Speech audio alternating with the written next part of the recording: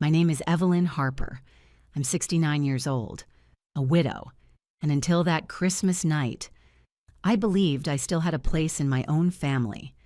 I was sitting in my old Ford sedan across the street from my house, the engine off, the heater running low.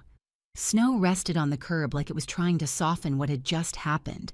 Through the windshield, I could see the Christmas lights I'd hung myself blinking steadily, as if nothing had changed. 2 black trash bags were in my back seat. One held sweaters I'd folded for years. The other held my medication, my late husband's photo, and the quilt my mother made before she died. When you're told to leave quickly, you don't pack logically. You pack emotionally. My phone was on speaker inside my coat pocket. My younger brother Thomas was inside the house. He'd stopped by after dinner with gifts, unaware that I wasn't there anymore. I heard his voice clearly through the cold air. "Danny," he asked, "where's your mother?" There was a pause, long enough for hope to creep in. Then my son answered, calm and confident. "I told her to leave. I evicted her. This is our house now." The words didn't sound angry. They sounded final. I pressed my forehead against the steering wheel, staring at the wreath on the front door, the one that said home in white wooden letters. I'd hung it 2 weeks earlier, standing on a stool, telling myself that families fall apart slowly, not all at once. My son didn't raise his voice. He didn't argue. He didn't hesitate. He said it like a man who believed he was right. And as I sat there, listening to the house I paid for being claimed by someone I raised, I realized this wasn't just about being thrown out. It was about being erased. I didn't cry right away. Shock doesn't work like that. It doesn't come with noise or drama. It moves quietly, organizing the damage while your body tries to understand what just happened. From the driver's seat, I listened to my brother's voice inside the house. Thomas wasn't shouting. He never did. He asked questions instead, the way he always had when something felt wrong but no one wanted to admit it yet. "Evicted her?" he said slowly. "Danny, what do you mean you evicted her?" Daniel laughed, a short sound that carried through the cold air and landed somewhere behind my ribs. It was the same laugh he'd used when he was younger and thought something serious could be brushed off if he sounded confident enough. "She's been here a long time," he said. "Lydia and I need space. We're starting our life. Mom can stay somewhere else for a bit." Somewhere else. The words echoed in my head as I stared at the front porch. I'd painted those steps myself years ago, back when my knees still bent without complaint. Every morning, I used to sit there with a cup of coffee, watching the neighborhood come alive. Kids waiting for the school bus, neighbors heading to work. I'd always felt rooted there, like the house, and I understood each other. Lydia's voice followed, light and careful. "She's been very emotional lately. It's healthier if we all have boundaries." Boundaries. I tasted the word like it was something foreign. For years, I'd been the one stepping back, making room, lowering my voice so no one else felt uncomfortable. If that wasn't a boundary, I didn't know what was. Thomas asked. "Where is she right now?" "She left," Daniel said. "She packed and went." I gripped the steering wheel harder. The truth was simpler than that. The bags had been placed by my door. I'd been told it would be better if I didn't stay. The lock had clicked behind me while I stood on the porch, holding my coat closed with one hand and my dignity with the other. Thomas didn't respond immediately. When he did, his voice had changed, not louder, just firmer. "Danny, whose house is this?" "My house," Daniel said without hesitation. "My name's on it." My breathing went shallow. I leaned back against the seat, memories rising uninvited. The bank office from years ago, the smell of paper and disinfectant, the weight of the pen in my hand as I signed my name over and over again.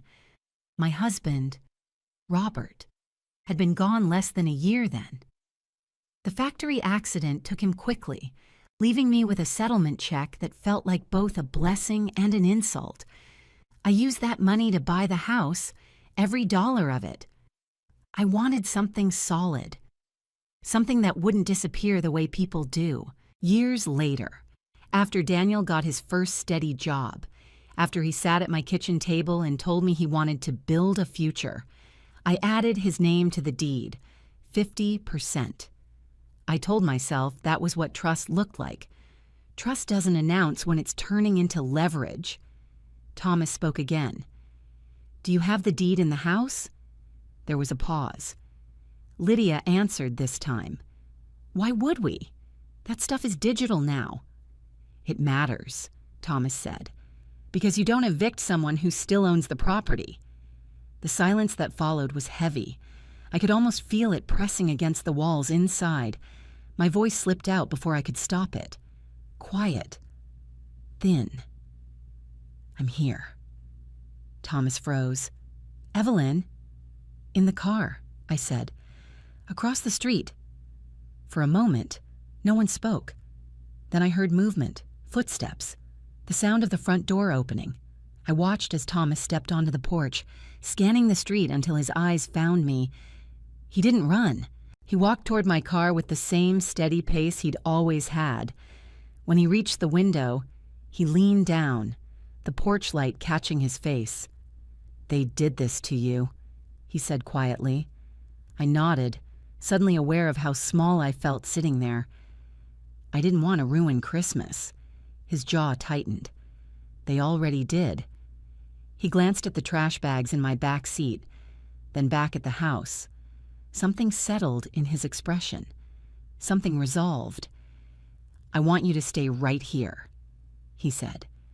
"Lock your doors." He straightened and pulled out his phone, dialing with calm precision. I knew who he was calling before he said the name.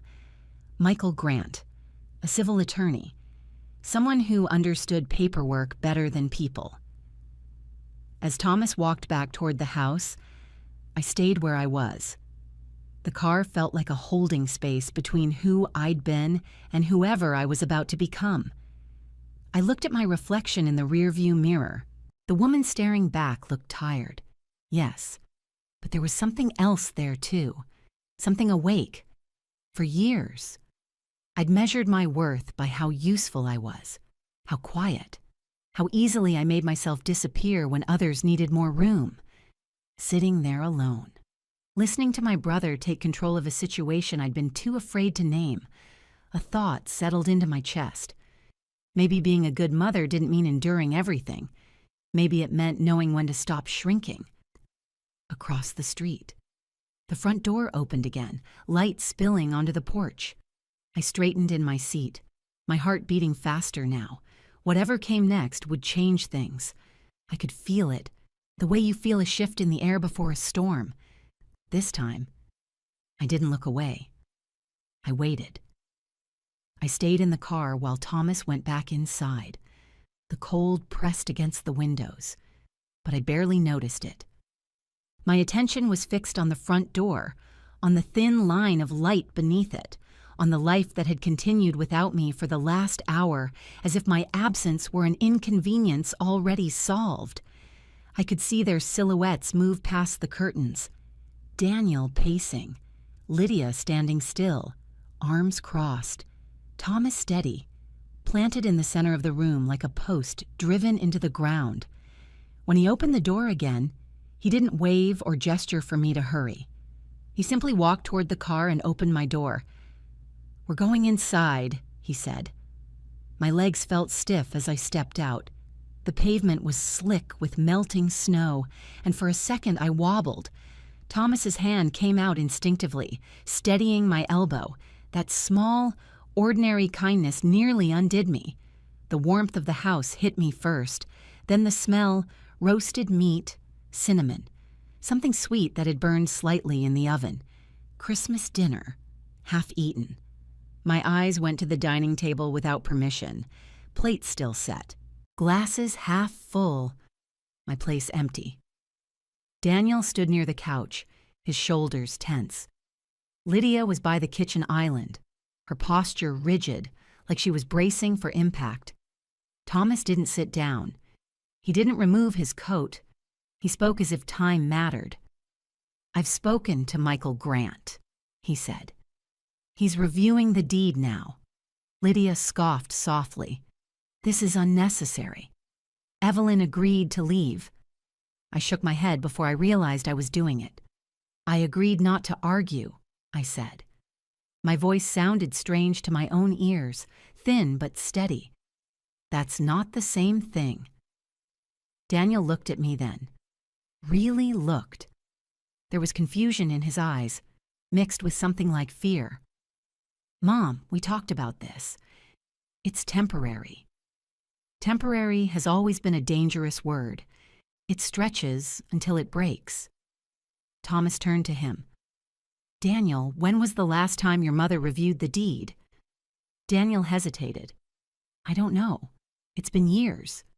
"And the document you had her sign 6 months ago?" Thomas asked. "What did you tell her it was?" Lydia answered too quickly. "Just an update. Routine paperwork." Michael's voice came through Thomas's phone, clear and calm. "If the homeowner wasn't informed of the nature of the document, that's misrepresentation, especially given her age." The word age landed hard. I didn't like it, but I understood it. It was a shield now, whether I wanted it or not. Lydia's face tightened. "So what? You're accusing us of a crime." Michael didn't raise his voice. "I'm advising you of risk." Thomas looked at Daniel. "Where is your father's ring?" The question seemed to confuse him. "What ring?" My chest tightened. I'd noticed it missing weeks ago, but assumed I'd misplaced it. Lydia's eyes flicked toward her purse before she caught herself. Thomas followed her gaze. "Lydia." She exhaled sharply, then reached into her bag and placed the ring on the counter. Robert's ring, worn smooth after decades of work. The sight of it made my throat ache. I picked it up slowly, my fingers trembling. For a moment, the room disappeared. All I could see was my husband's hands, scarred and steady, the way he used to turn the ring absent-mindedly when he was thinking. Thomas spoke again. "Here's what's going to happen. You have 72 hours to vacate the property. The house will be listed for sale. Evelyn will decide her next steps." Daniel's face drained of color. "You can't do that." "I can," Thomas said, "and I will." Silence filled the room, thick and uncomfortable. Lydia looked away first. I didn't feel victorious. I felt tired. But beneath the exhaustion was something solid, relief, maybe, or clarity. I wasn't begging anymore. I wasn't negotiating my worth. I looked at my son. "I loved you enough to trust you," I said quietly. "That doesn't mean you get to erase me." He opened his mouth, then closed it again. Thomas gestured toward the door. "Evelyn." As I followed him back out into the cold, I glanced once more at the living room, at the couch where I'd folded laundry, at the kitchen where I'd cooked thousands of meals, at the space that had held my life for so long. For the first time, it didn't feel like home. And strangely, that didn't break me. It freed me. The days that followed were not dramatic. There were no shouting matches, no slammed doors, no sudden apologies that fixed everything. What there was instead was weight, the slow, heavy kind that settles into your bones and reminds you that endings are rarely clean. I stayed in a small rental apartment on the other side of town. 1 bedroom, beige walls, furniture that belonged to someone else. At night, the silence felt louder than the arguments ever had. But it was an honest silence. Nothing in it was pretending to be love. Thomas checked in every day. Sometimes he asked practical questions. Had I eaten? Did I sleep? Did I need anything? Other times, he simply listened. He never told me how I should feel. That mattered more than he knew. The house went on the market 2 weeks later. I didn't attend the open houses. I couldn't stand the idea of strangers walking through rooms that still knew my footsteps. Michael handled the paperwork. Documents arrived in thick envelopes. I read every page slowly, glasses perched low on my nose, forcing myself not to rush past the details the way I used to. For years, I'd signed things without reading because it was easier, because I trusted the people handing me the pen. I didn't do that anymore. Daniel moved out quietly. Lydia was gone before the second showing. I heard that through Thomas, not through gossip. I didn't ask where she went.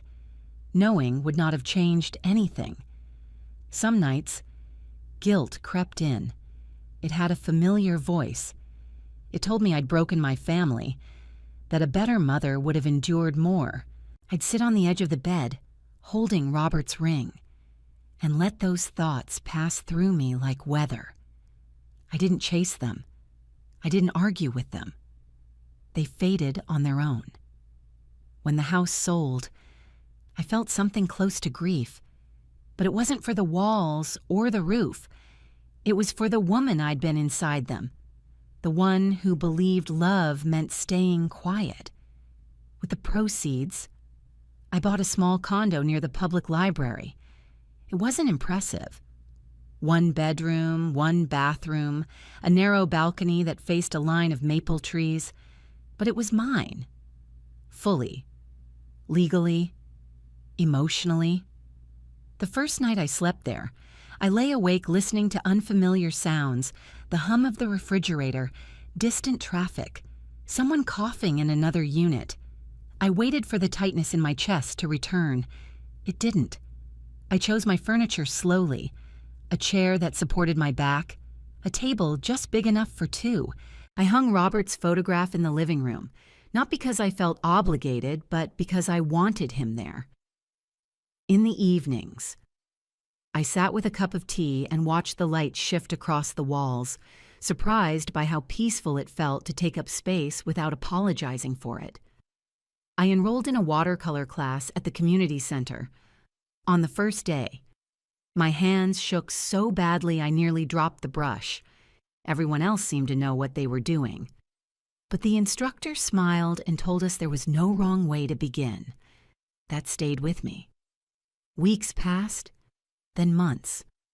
My life settled into a rhythm that belonged to me. Morning walks, afternoons at the library, evenings that didn't require me to anticipate someone else's mood. I still missed my son.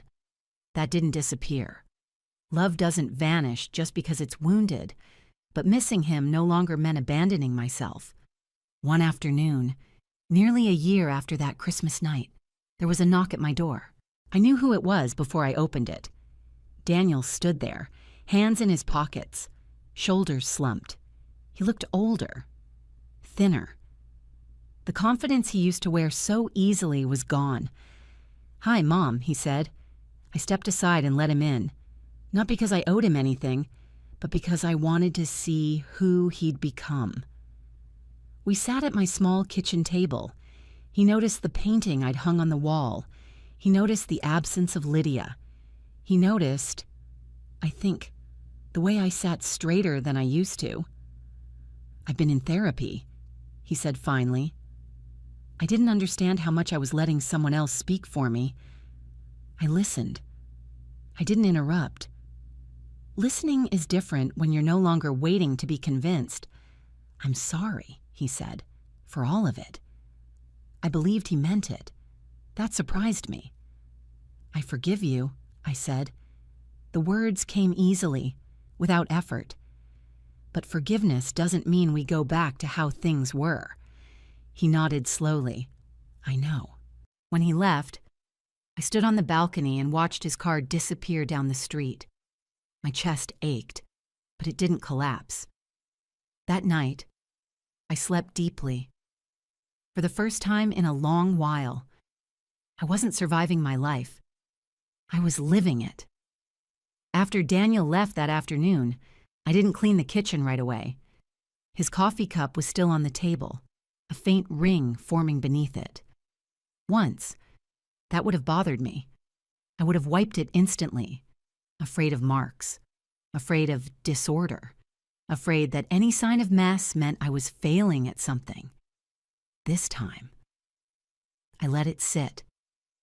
I stood by the window and watched the light fade between the trees outside my condo. The air felt heavy, not because something bad had happened, but because something honest had. Forgiveness doesn't arrive the way people expect. It doesn't feel like relief at first. Sometimes it feels like exhaustion, the deep kind that comes after carrying a weight for too long and finally setting it down. Daniel's apology stayed with me, not the words themselves, but the way he said them. Slower than he used to, less defensive. He hadn't asked to move back in. He hadn't hinted that he needed money or help or another chance to lean on me. That absence spoke louder than anything else. I thought about the woman I'd been when I first bought that house years ago, newly widowed, afraid of silence, determined to hold my family together no matter what it cost me. I believed love meant absorbing discomfort so others didn't have to feel it. I believed endurance was the same thing as devotion. I was wrong. It took being locked out of my own home to understand that love without boundaries isn't love at all. It's surrender. In the weeks after Daniel's visit, we spoke occasionally, short conversations, no expectations, no unspoken demands hiding between sentences. Sometimes he asked about my painting class. Sometimes I asked how he was sleeping. We were learning how to speak to each other without guilt filling the empty spaces. I never invited him to stay overnight. He never asked. On quiet mornings, I sat on my balcony with a cup of coffee and listened to the neighborhood wake up. Different sounds than the old house, different rhythms, but I liked them. They reminded me that life continues, even when it no longer looks the way you imagined it would. I thought often about Christmas, about how easily people justify cruelty when they believe they're entitled to comfort, about how quickly family loyalty can turn into a transaction when power shifts. What stayed with me most wasn't the moment I was told to leave. It was the moment I realized I could stay gone, not out of anger, not to punish anyone, but because returning would have meant shrinking myself back into a shape that nearly erased me. I used to think boundaries were walls meant to keep people out. Now I understand they're the structure that keeps you standing when others lose their balance. Without them, love becomes distorted, demanding, conditional, dangerous. I forgave my son because carrying anger would have poisoned the years I still had ahead of me. Forgiveness was something I did for myself, not something I offered as a reward. But forgiveness didn't mean pretending nothing had happened. It didn't mean reopening doors that had almost closed me in for good. It meant choosing myself without bitterness. On the anniversary of Robert's death, I placed his ring in a small wooden box beside our wedding photo, not as a symbol of loss, but as proof that I had loved deeply and survived it. That mattered. It reminded me that grief doesn't end you, it reshapes you, if you let it. Some nights, doubt still whispered. It asked whether I'd been too harsh, whether a better mother would have endured more. I let those questions pass without answering them. I'd learned that not every voice deserves a response, especially the ones that ask you to disappear. I wasn't alone. I wasn't abandoned. I was simply no longer available for sacrifice disguised as family. That Christmas, 1 year after everything fell apart, I spent the evening quietly. I cooked a simple meal. I lit a candle. I watched the snow gather along the railing outside my window. No one told me to leave. No one decided my worth. I chose peace over proximity, clarity over tradition, self-respect over familiarity. And in that stillness, I understood something I wish I'd known much earlier in life. Being a mother does not require you to erase yourself. Love does not demand that you give up your place in the world. Sometimes, the bravest thing you can do, especially later in life, is remain standing when everyone expects you to step aside. I didn't lose my family that Christmas. I found myself, and that, at last, was enough. Sometimes, late at night, I think about the woman I used to be, the one who believed love was something you earned by giving more than you had. I don't judge her anymore. She did the best she could with what she understood at the time. But I'm not her now. Now, I know that staying kind does not require staying small. That family does not get to define you by how much you are willing to lose. And that dignity, once reclaimed, changes the way you walk through the world. I carry that knowledge with me every day, quietly, firmly, without apology.